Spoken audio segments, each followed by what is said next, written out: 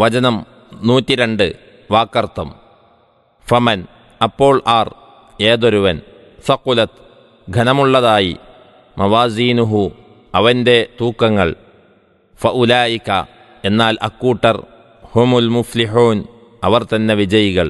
فمن ثقلت موازينه فأولئك هم المفلحون.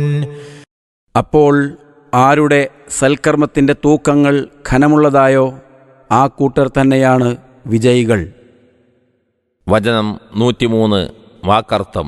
വമൻ ആർ ഏതൊരുവർ ഖഫത്ത് ലഘുവായി മവാസീനുഹു അവൻ്റെ തൂക്കങ്ങൾ ഫഉലായിക എന്നാൽ അക്കൂട്ടർ അല്ലദീന ഖസിറു നഷ്ടപ്പെടുത്തിയവരാണ് അംഫുസഹും തങ്ങളുടെ ദേഹങ്ങളെ ഫീ ജഹന്നമ നരകത്തിൽ ഖാലിദൂൻ സ്ഥിരവാസികളാണ്.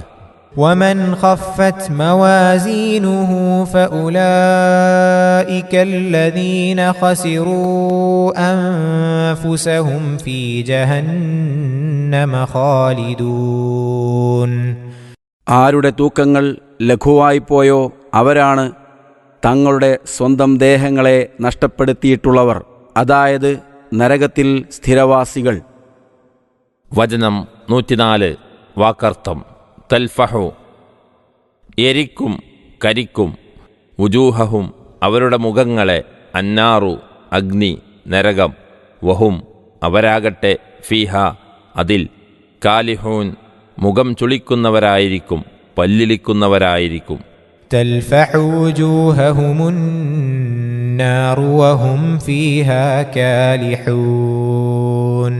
നരകം അവരുടെ മുഖങ്ങളെ എരിച്ചുകളയും, അവരതിൽ മുഖം ചുളിച്ച് അഥവാ പല്ലിളിച്ചു കൊണ്ടിരിക്കുന്നവരുമായിരിക്കും. 102 മുതൽ 104 വരെയുള്ള വചനങ്ങളുടെ വിശദീകരണം. അഗ്നിയുടെ കാഠിന്യ നിമിത്തം അവരുടെ അധരങ്ങൾ രണ്ടും പിളർന്നും പല്ലുകൾ ഇളിഞ്ഞും മുഖം ചുളിഞ്ഞും കൊണ്ടിരിക്കും. അവരോട് ഇപ്രകാരം പറയപ്പെടുകയും ചെയ്യും: